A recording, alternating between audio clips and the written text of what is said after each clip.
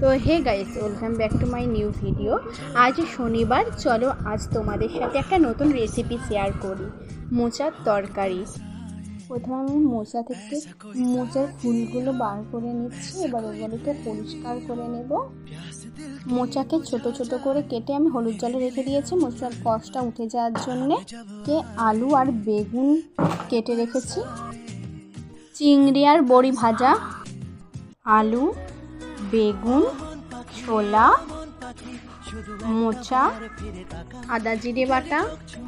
কড়াই তেল দিয়ে প্রথমে আলুটাকে ভেজে নিচ্ছি। আলুটা ভাজা ভাজা হয়ে আসলে সাথে বেগুনটাও দিয়ে দেব। এখানে আমি বেগুন, তেজপাতা, আদা আর মোচাটা দিয়ে দিয়েছিলাম। ওটার ভিডিও স্কিপ করতে ভুলে গেছি, তার জন্য সরি। আর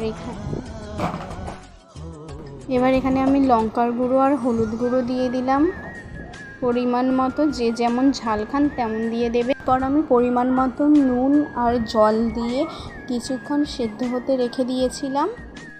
ভালো করে নেড়ে নিচ্ছি। মোচাটা সেদ্ধ হয়ে যাওয়ার পর দেখো তরকারিটা গায়ে গায়ে হবে। এবার আমরা নামিয়ে নেব। আমাদের মোচার তরকারি রেডি। যদি ভিডিওটা ভালো লাগে অবশ্যই লাইক, কমেন্ট, শেয়ার করো। সাবস্ক্রাইব করতে ভুলো না। ফিরছি একটা নতুন ভিডিওতে।